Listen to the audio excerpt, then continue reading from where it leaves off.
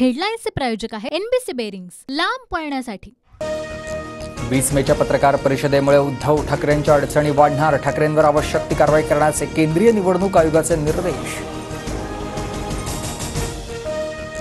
आयोगाने विरोधकांच्या तक्रारींची दखल घेतली नाही, भाजपच्या तक्रारीवर लगेच कारवाई आदेश। राऊतांची टीका, तर कोण कोणावर कारवाई करणार उद्या स्पष्ट होईल, राऊतांचा इशारा।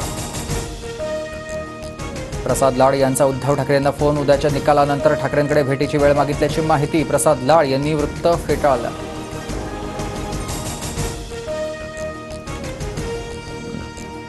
देशात पुन्हा मोदी सरकार की इंडिया आघाडी विजय होणार, देशाचा खरा निकाल आता 10 तासांवर। उद्या सकाळी 8 वाजल्यापासून मतमोजणी सुरू होणार। निकाल एक्झिट पोलच्या विरुद्ध असेल, एक्झिट पोलवर काँग्रेस नेत्या सोनिया गांधी यांची प्रतिक्रिया। लोकसभा निवडणुकीच्या मतमोजणीसाठी यंत्रणा सज्ज, 48 मतदारसंघातील मतमोजणी केंद्रावर एकूण 14,507 अधिकारी कर्मचाऱ्यांची नियुक्ती, पोलिसांचा चोख बंदोबस्त तैनात।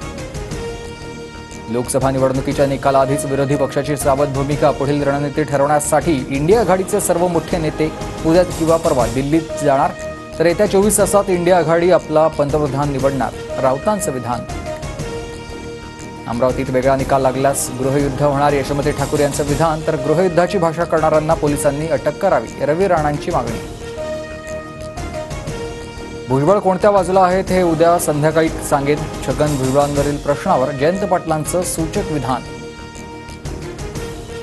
भाजपवर बोलण्याआधी खडसेंनी त्यांचा पक्ष कोणता हे सांगावं, खडसेंनी भाजपसोबत केलेल्या विधानावर महाजनांचं उत्तर, भाजपला चिंतन करण्याची गरज, खडसेंनी केलं होतं विधान। कोकण पदवीधर मतदारसंघात तिहेरी लढत होणार, भाजपकडून पुन्हा निरंजन डावखरे, शिंदेगडाकडून संजय मोरे मैदानात, तर मनसेकडून अभिजित पानसे आणि काँग्रेसकडून रमेश कीर यांना उमेदवारी। मुंबई पदवीधरसाठी भाजपकडून किरण शेलार यांना तिकीट, तर मुंबई शिक्षक मतदारसंघासाठी शिवनाथ दाराडेंना उमेदवारी। नाशिक शिक्षक मतदारसंघातून निवडणूक शुभांगी पाटील लढणार, 5 तारखेला उमेदवारी अर्ज भरणार, सूत्रांची माहिती। नाशिकमध्ये ठाकरेगडाकडून संदीप गुळवेंना उमेदवारी। अनेक मतदारसंघात निकालाआधीच उमेदवारांच्या विजयाचे बॅनर, बारामती, रत्नागिरी, ठाणे, नागपूर, बीडमध्ये नेत्यांच्या समर्थकांकडून बॅनरबाजी। जातीपातीच्या राजकारणाचा फटका निवडणुकीत बसतोच, मात्र माझा विजय निश्चित, पंकजा मुंडेंचा दावा, तर बीड जिल्ह्याचा खासदार मीच होणार, महाविकास आघाडीच्या बजरंग सोनवणेंकडून विश्वास व्यक्त। मनोज जरांगे पाटलांचं उपोषण लावणीवर 4 जूनऐवजी 8 जूनपासून जरांगे पाटील उपोषणाला सुरुवात करणार, आचारसंहितेचा सन्मान केल्याचा जरांगेंकडून उल्लेख।